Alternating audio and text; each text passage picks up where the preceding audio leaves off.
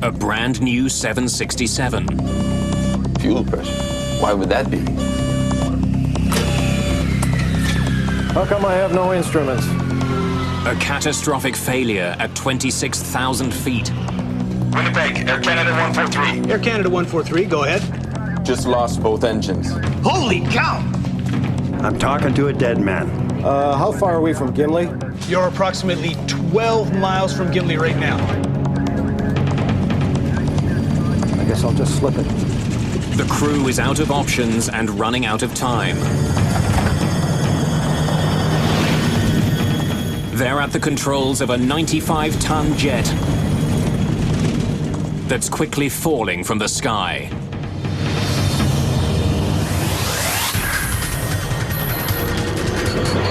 Mayday, mayday.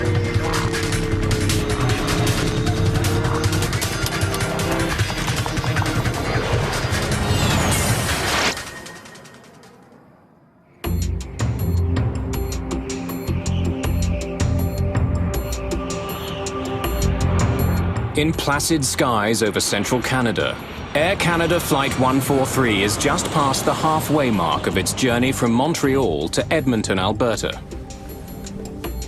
Good evening, ladies and gentlemen. This is your first officer. The plane is carrying 61 passengers and 8 crew members. Beautiful day. Clear, temperature of 24 degrees Celsius. It's July the 23rd, 1983. There, that's coming along, huh? Rick Dion is an Air Canada maintenance engineer.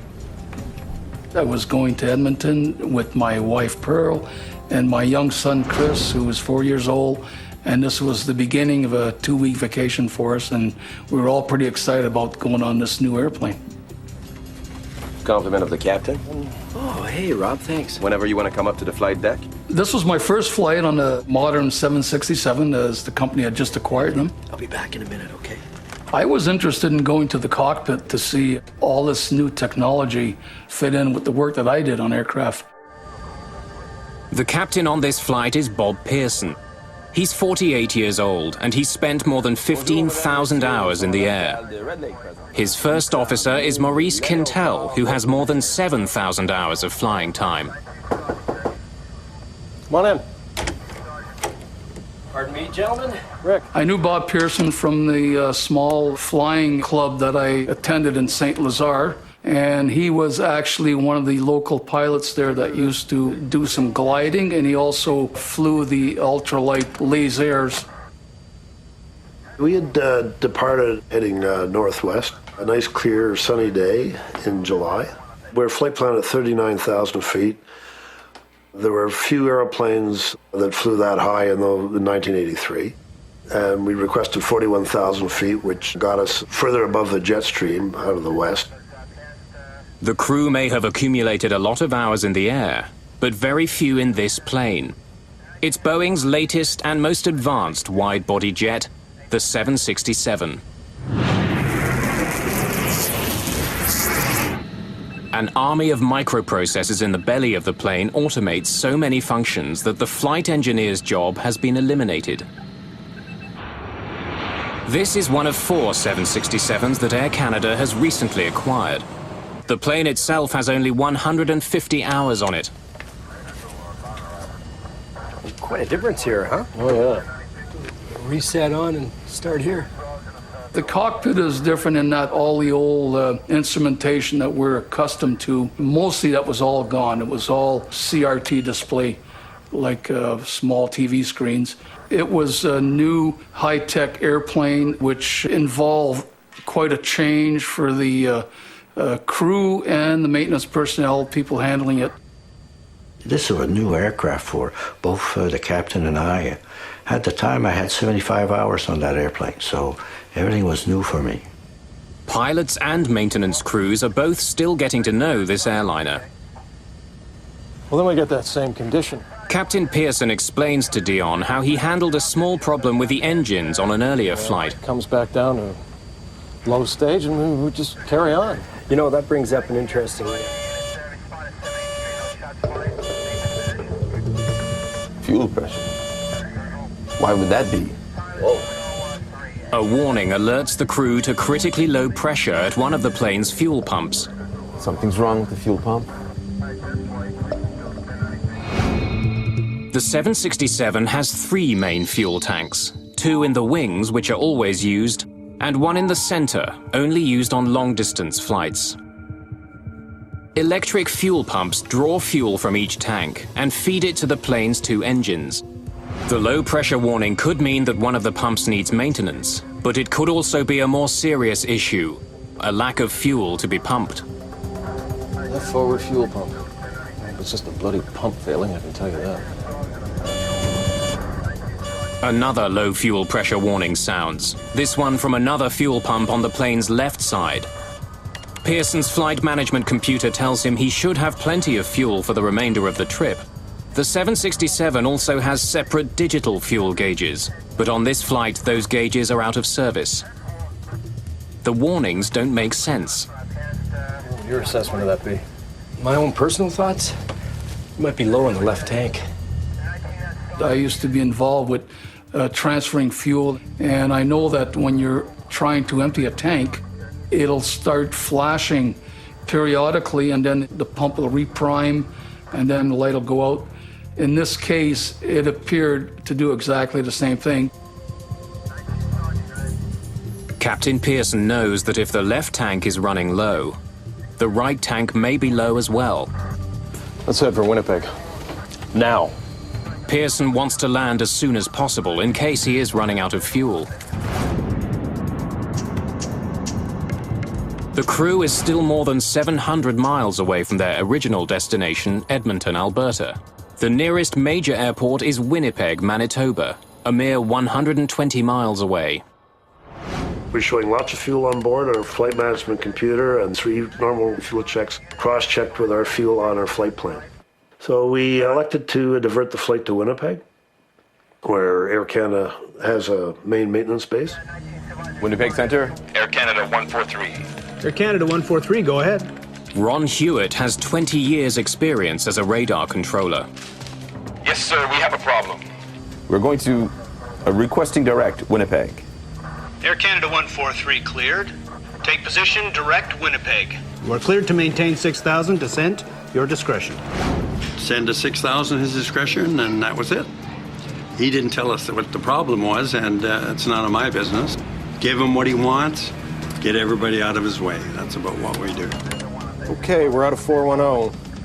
Pearson now begins to descend from 41,000 feet. Oh man, we're all going out, eh? The low-pressure warnings are spreading to more and more of the fuel pumps.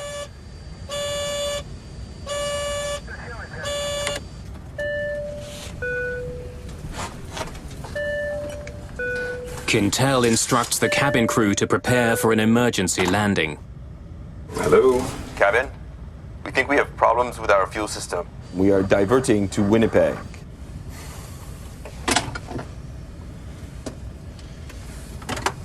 All flight attendants to front galley, please. I hope this is just false warnings. Rick, can you think of anything we haven't done? No, I can't, Bob.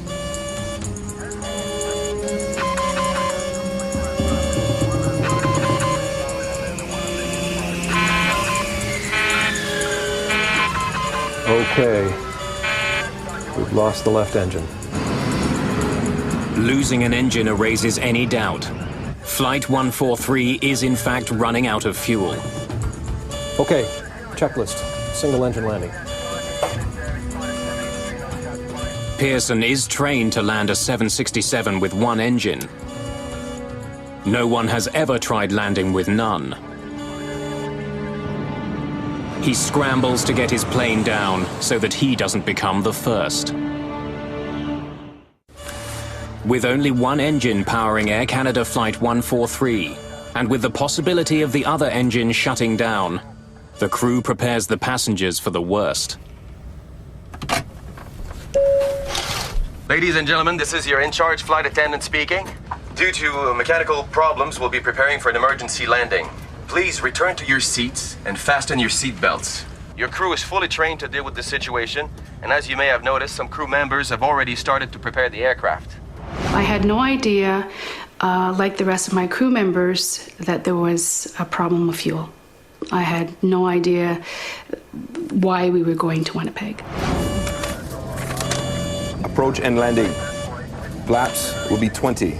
Right. Ground flap override. As they're doing that drill, the right-hand fuel pump low pressure light was flashing as well, much like it did on the left. They were quite busy carrying out the first engine out, not watching the pump lights, which was right at my eyebrow, so I kind of knew that that one there was going to shut down too.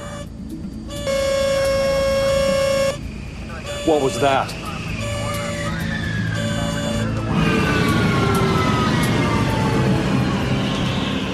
Very shortly, we will begin giving you instructions.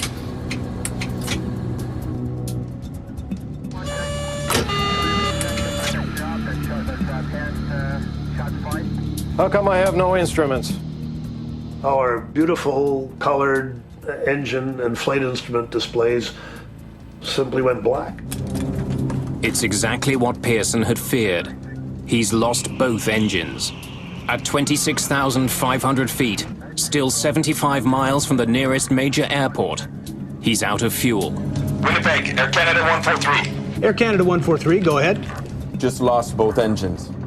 When both engines shut off, I think he said, "Holy, I'm talking to a dead man." 143 just lost their engines. It's highly unlikely that anybody's going to survive this.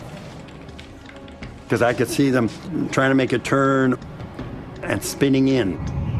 An airplane's engines not only provide thrust, they also generate the power needed to manipulate the plane. It would be completely uncontrollable, but modern airliners are like a Swiss Army knife with one last blade hidden away. In the event of a loss of power, they automatically deploy the RAT, or ram air turbine. It's spring-loaded, and the propeller that drives this small hydraulic pump is about the size of a propeller you would see like on a little Cessna 150. And this arm catapults down into the slipstream. This propeller starts to turn, drives this hydraulic pump, and it gives you basic systems. I was pretty quiet, flying without motors. Pearson knows that time is running out. He needs directions to the closest landing strip. 143, this is a mayday, and we require a vector on to the closest available runway. 143, we copied that all okay. But the loss of the plane's engines has had an unexpected consequence at air traffic control. They're gone. They were right here. We've lost him. He's dropped off the screen. I need primary radar.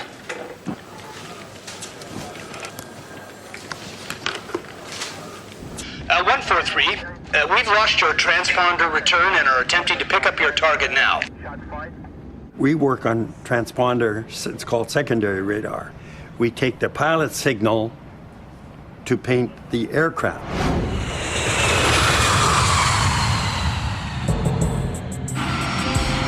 Commercial jetliners are equipped with a transponder, a device that transmits coded information which air traffic controllers use to determine the plane's location. But when Flight 143 lost its second engine, only a small number of items got backup power. The transponder was not one of them, so the plane disappeared from Hewitt's screen. Flight 143 is somewhere east of Winnipeg, but no one knows exactly where or how far it is from the airport.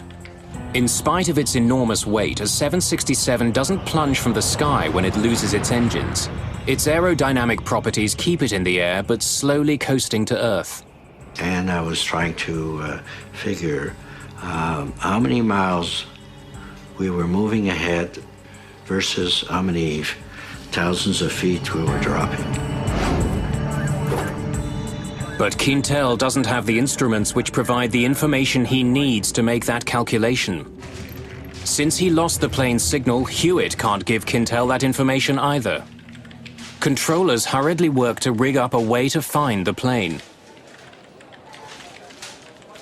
Just before landing, you will hear the command, brace for landing. Brace immediately and stay braced until the plane comes to a complete stop.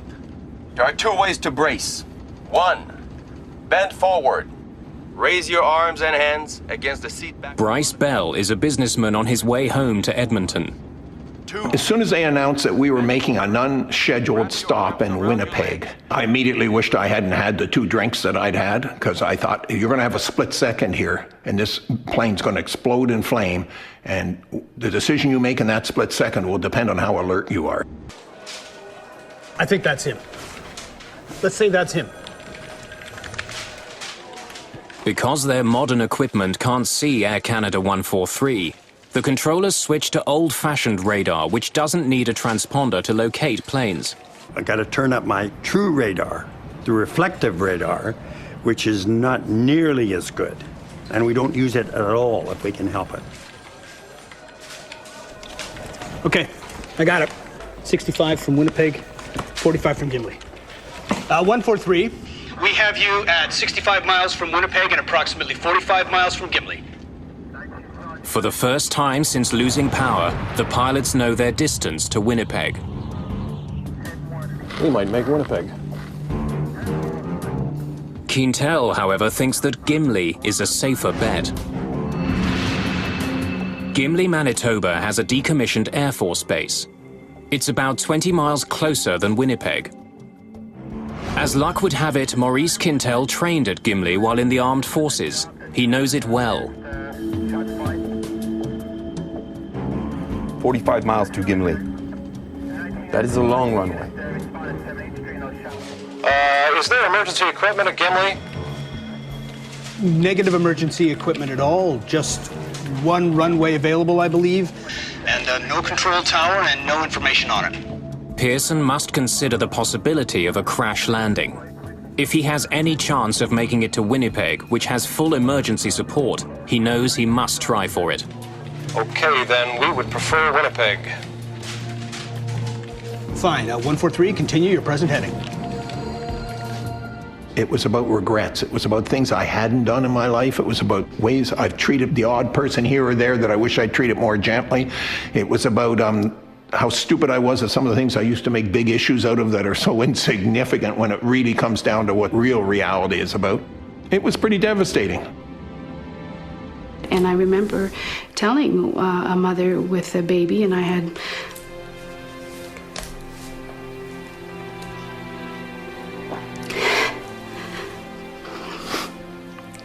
my daughter Victoria,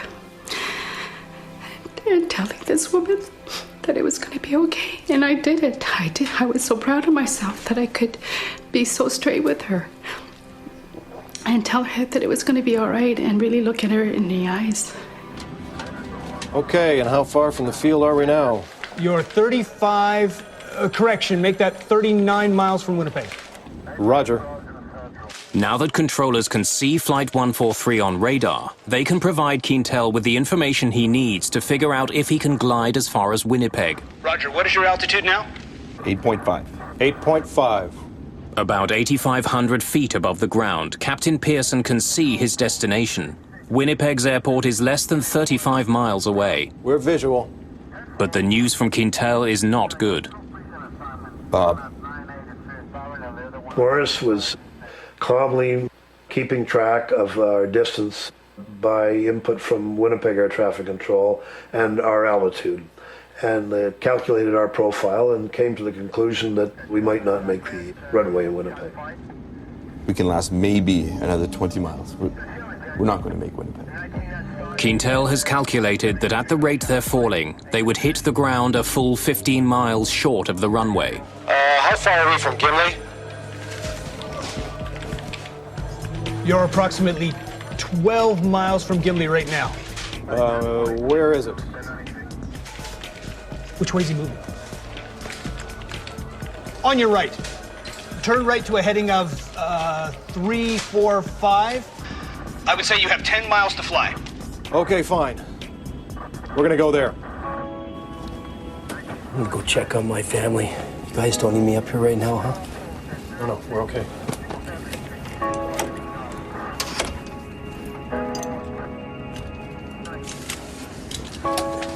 Don't worry about it. It's okay. They got it under control. Just make sure your seatbelts are tight, all right?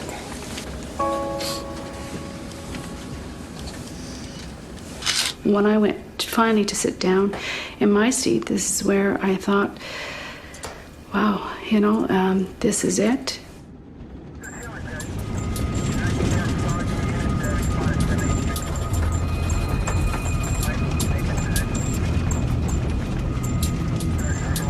Landing gear down. Roger. First Officer Quintel lowers the landing gear.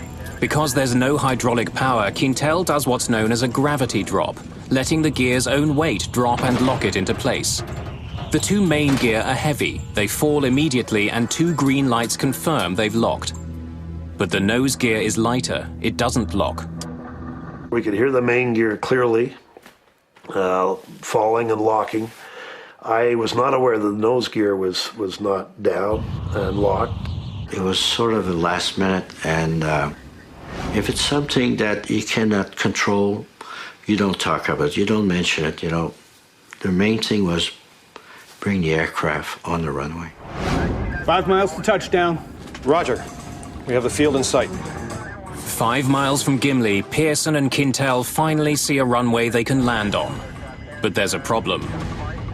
We're too close, huh? It's going to be too steep, too fast. Yeah, I know. Pearson is almost at the runway, but he's much too high above it. If he comes down at a normal descent rate, he'll miss the landing strip. But if he comes down steeply, his plane will gather a dangerous amount of speed. He won't be able to stop before the end of the runway. In a normal approach, we have leading edge and trailing edge flaps, which allow us to slow the airplane down and fly at a slower speed safely. We did not have those flaps as they run off the main hydraulic system. So what are we going to do? So we discussed, we have two possibilities. One of them was to do a 360-degree turn and lose the excess of altitude. On the other hand, I thought it would take about 3 minutes, and we were already descending at a rate of 2,500 feet a minute. Only about 3,000 feet above the ground, the plane doesn't have enough altitude to make a full circle. It would hit the ground before making it back to the landing strip. Pearson chooses a second option. Well, I guess I'll just slip it. Pearson decides to try a maneuver called a side slip, practically unheard of on commercial airliners, but sometimes used by glider pilots. And Bob Pearson has a lot of experience flying gliders. I'm just going to slip it down till we're almost down at the runway, and I'll straighten it out. Okay. Side slipping involves what's known as crossing the controls. Here we go. Pearson plans to force the aircraft into a sideways freefall, allowing it to drop quickly without increasing its forward airspeed. Pearson has never actually performed a side slip in a glider, but he's attempting one now in a Boeing 767. The only way that I could control our speed and our descent profile with the runway was to induce drag in the fuselage by cross-controlling the rudder and the elevators on the tail and the ailerons and the wingtips, and cause the aircraft into a crab configuration. Then I could vary that to increase or decrease our speed or increase or decrease our descent rate. Pearson controls the plane's descent by using his rudders and ailerons to change the angle of the plane. Crossing the controls involves tipping the wings in one direction, but turning the aircraft in the opposite direction, pushing it sideways into the oncoming air. As Flight 143 begins to drop towards the Earth, Quintel is about to discover something he did not expect. The runway he trained at 15 years ago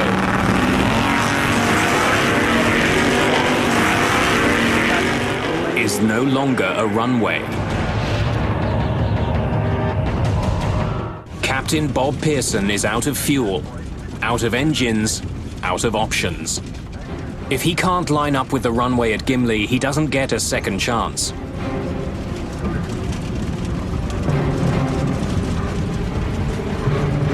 Pearson turns the yoke left and pushes the rudders to the right. The plane slips to its left. We're sitting in the center, which is the heart of the airplane where it starts, so it's pretty solid there. I thought there's a real good chance here that we'll be all right. However, when he put the airplane into a side slip, all that went out the window because I figured, oh, if he hits a wing or something and starts to catapult and roll, that's not going to work anymore. The 767 loses altitude quickly, plowing sideways through the air. When I looked to the left of the aircraft, I was looking directly at the ground because the airplane is angled quite, well, about maybe 60 degrees of banks. The bank angle was quite high and the nose of the aircraft was quite high. And it was an awkward moment, and if it was awkward for me, I can imagine for the passengers, it must really have felt odd. I saw a sand trap from this golf course, and I thought, we're going to crash. Pearson must maintain a crucial balance. He's got to slow the plane enough to be able to land safely. But if he slows down too much, the airliner could lose its lift and plummet to the ground. When a pilot is normally landing an airplane, he's maneuvering the flight controls and operating the thrust levers pretty continuously on most landings. And so I was doing the same thing without the thrust levers. This is where I thought of my daughter Victoria being alone with my husband, and how he was going to cope with our daughter, and how she was going to cope without having a mom. As they approach, Pearson focuses on his target, the threshold of the runway. I got tunnel vision like I've never had it before. It was just our speed and our relationship with the threshold of the runway. But now, only hundreds of feet from the ground, Quintel sees that their troubles are far from over. The Gimli landing strip has been converted into a drag racing strip. Today is Saturday, and it's not just a race day. It's a family day on the Gimli strip. Racing is done for the day, but the airfield is filled with members of the local sports car club, camping out with their families for the weekend.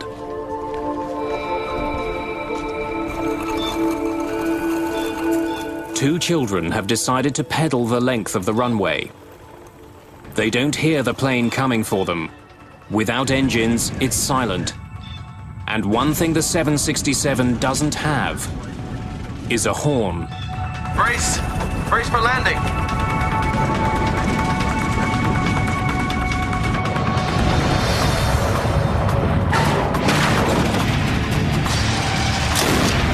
The nose hit with quite a bang on the runway.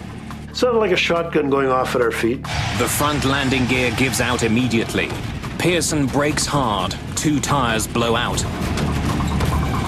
The bottom of the right engine scrapes the runway. I was a robot. There was just no emotion at all. Finally, Pearson sees what's in their path. And I looked up and I could see two boys on bicycles. They must have been probably about 1,000 feet down the runway from our position when I saw them. And then at one point, I could see he raised his head and he's surprised. Here's this big aircraft. I can still remember the look of terror on their faces. So they were close enough for me to see that. With no nose gear to steer with, Pearson's only hope of driving the plane left or right is by varying the brake pressure on the two main landing gear. That's when my heart started to pitter-patter a little bit. The kids panic and try to outrun a plane that's traveling about 200 miles an hour. I knew I couldn't take the airplane into these boys, and I was going to take it off into the grass on the right side.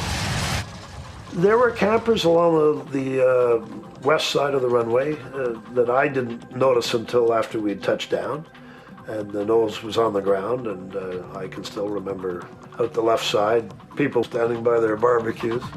Dino Calvert is at the track with his friends for a weekend of racing.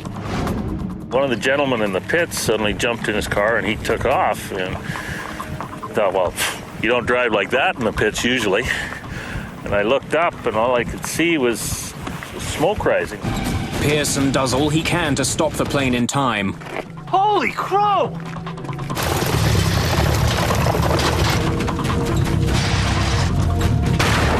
The plane plows into a guardrail installed down the middle of the runway. Smoke, Bob.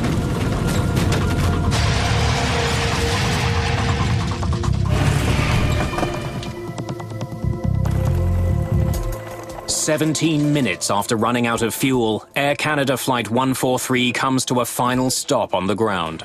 Yeah? You okay?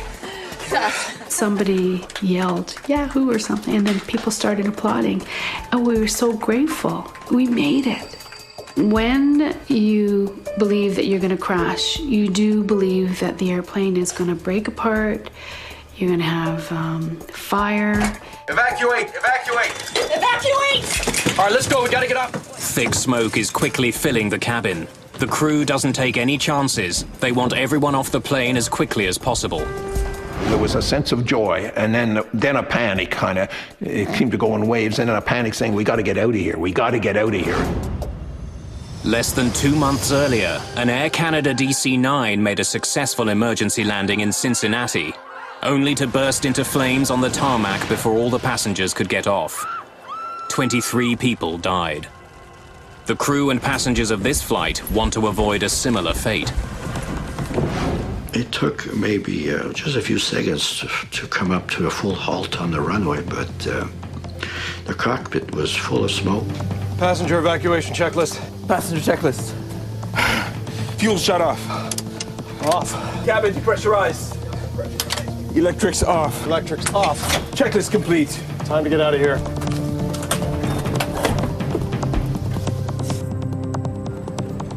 Come on, guys, get some fire extinguishers. We grabbed the fire extinguishers on our way, and you never go to a fire at a racetrack without having a fire extinguisher with you. And we ran up towards it. The doors open up, and you see the chutes come out, sort of like a spider growing legs. The plane ended up eventually standing almost what appeared to me to be almost on its nose. When I opened my door and I saw that the chute was so steep, I thought, oh my goodness, how would I get these passengers to go down? Due to the nose-down angle of the plane, the 2 rear slides don't reach the ground. 10 people are slightly injured during the evacuation, most of them coming down the steep rear slides.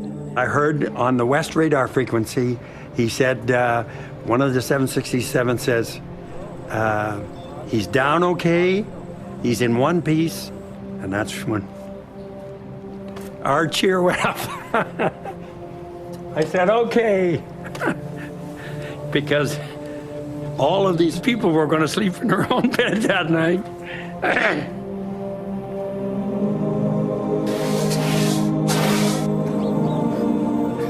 There's still a lot of smoke coming from the plane's nose. Turned out it was about 6 inches of insulation between the inner and outer skins. From friction, that was starting to burn. The flight attendants have good news. All 61 passengers have made it off the plane. There's not so much as a single serious injury. Can we give you a hand? Yeah, extinguisher.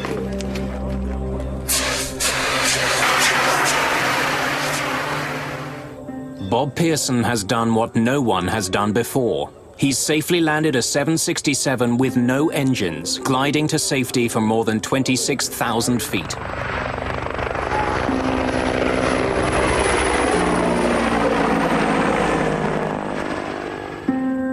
Air Canada Flight 143 glided... The event makes international headlines immediately. People are already asking how one of the most sophisticated passenger planes in the world could have run out of fuel. Sliding down emergency chutes.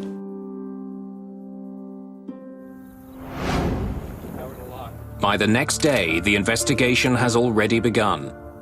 Bill Taylor and Diane Rochelot of Canada's Aviation Safety Bureau are among the first investigators at the scene.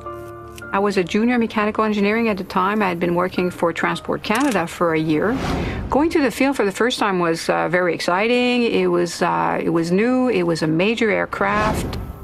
Once we got into the fuel quantity indicating system, I actually left Diane to deal with the specifics. of the computer system. First, Bill Taylor needs to confirm what everyone has been telling him, that the plane is out of fuel. Investigators drained the tanks, collecting less than 17 gallons of fuel. The 767 can hold almost 24,000 gallons. It's like having 5 tablespoons of fuel in a mid-sized car. Taylor next needs to examine the possibility that the fuel leaked out during the flight. The other checks involved looking for any evidence of fuel having been lost. They even went so far as to go into what they call the dry bay of the aircraft. I'm a bit claustrophobic, so I really wasn't too enthused about going up in there, but I crawled up and had a look around with the flashlight and confirmed that there was no evidence of fuel having been lost in there. That leaves Taylor with only one conclusion. Flight 143 took off without enough fuel. Now investigators need to find out why. It's in one piece. Diane Rochelot begins looking for the answer to that question in the plane's sophisticated electronics bay, located beneath the cabin. The 767 was a newer type aircraft, and it did have a lot of computerized system, and I guess back in 1982, these were coming onto the market at a fast rate, and they were newer types of electronic system. Rochelot confirms that a computerized unit, the digital fuel gauge processor, had been malfunctioning on this plane. There was no spare in Montreal, so it couldn't be replaced. Rochelot takes the component for testing. It was decided early on that the unit, the fuel processing unit, would be taken to the manufacturer, Honeywell, in Indianapolis for testing. And I was tasked with taking the unit. So we went through all the testing procedure. And then at one point, we did discover that there was a malfunction with the unit. During the testing, we went more and more in depth, and we found out that one of the circuit, it's called an inductor coil. It was a very, very small part, and it was encapsulated at manufacture, and encapsulated means it's covered with plastic. You cannot visually see it because it's now covered with plastic, and you can't see the inductor coil itself. But once we took over the plastic case, we could see that the solder joint had not been made properly, which caused a malfunction in the system. The faulty processor explains why Pearson didn't have fuel gauges for the flight, but doesn't explain why he didn't have enough fuel. The inoperative gauges were clearly flagged. Ground crews wouldn't have relied on them when they were fueling the plane. Investigators confirmed that the ground crew did perform a manual check of the fuel before takeoff. We just need to know what you did next. Yeah? We did a manual check of both tanks, and then we pump enough fuel for the trip to Edmonton. Flight 143 should have taken off with enough fuel for the trip. Okay, thanks. That helps.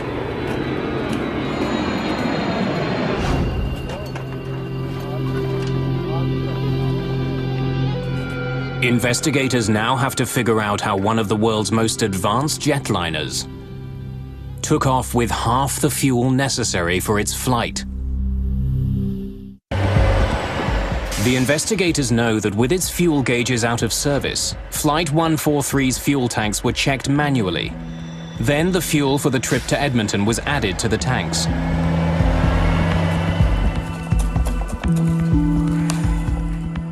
But before the plane could be given more fuel, a crucial calculation had to be carried out. Pilots need to know the weight of the fuel on their plane. But fuel trucks pump jet fuel by volume.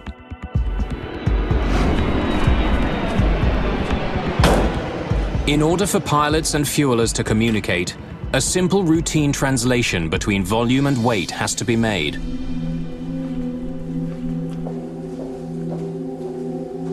Thank you.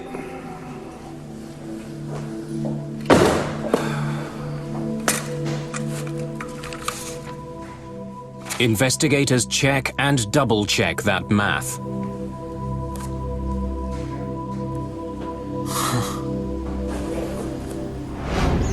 The fueling records from the day of the accident provide the answers they've been looking for.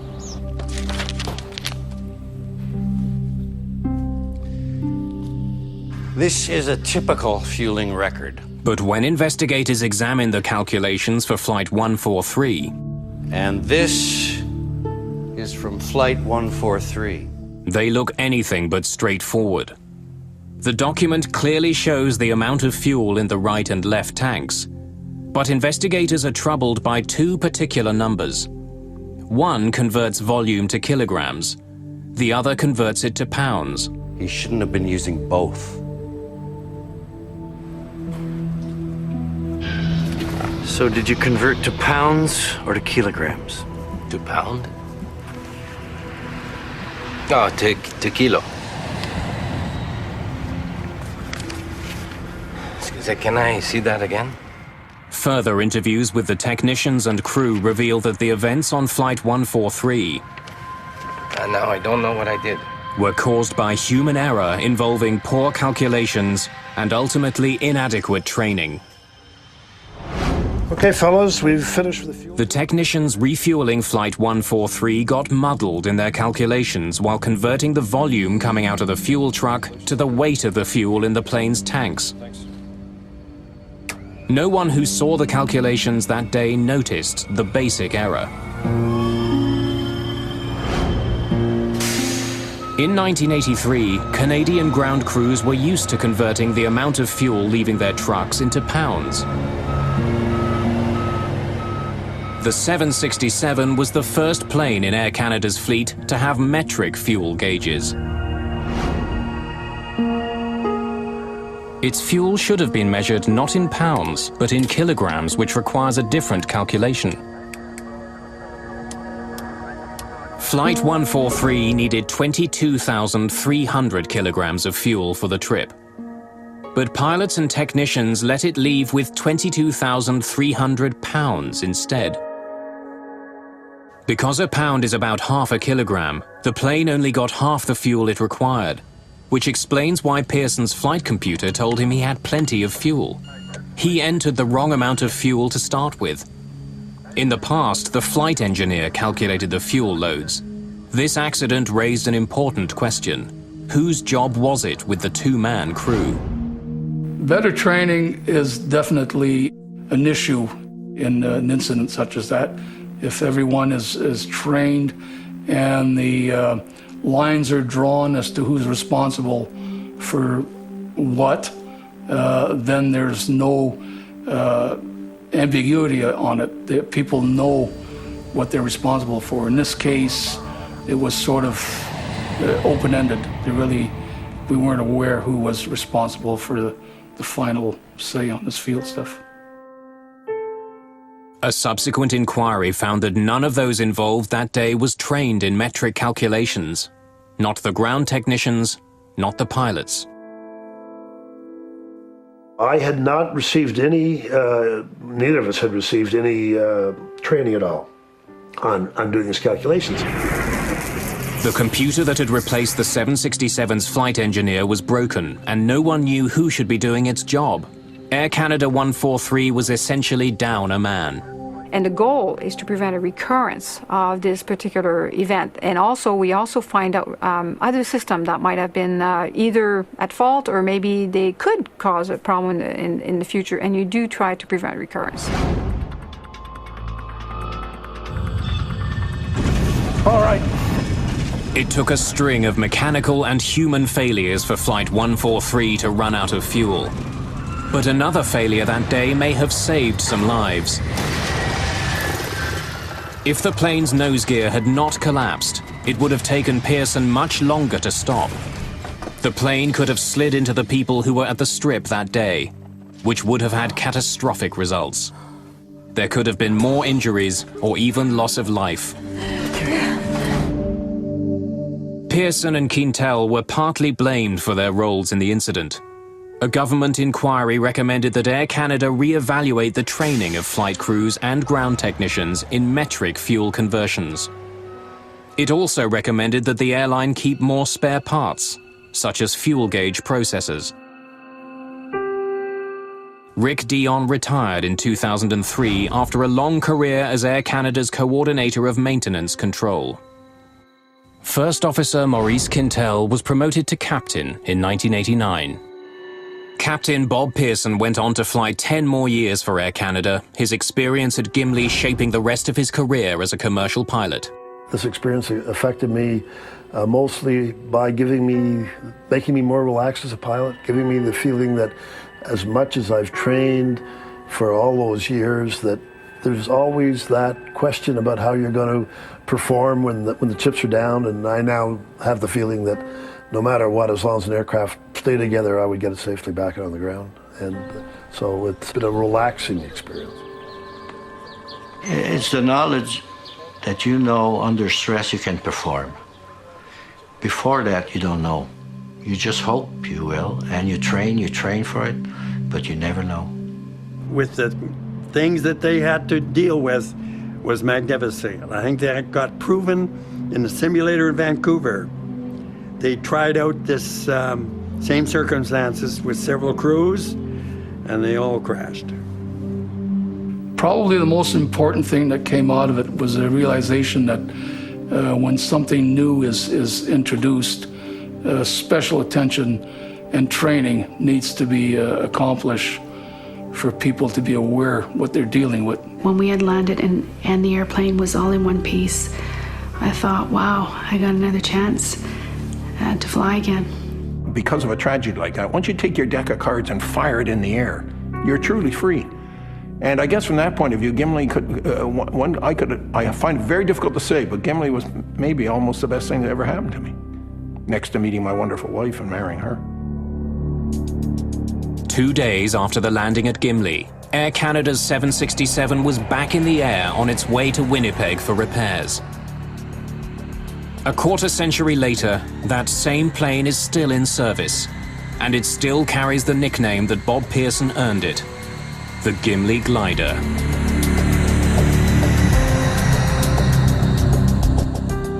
Brand new air crash investigation continues next week when Delta Airlines Flight 191 was brought down by heavy winds and exposed an invisible killer slammed to the ground next Monday at 9.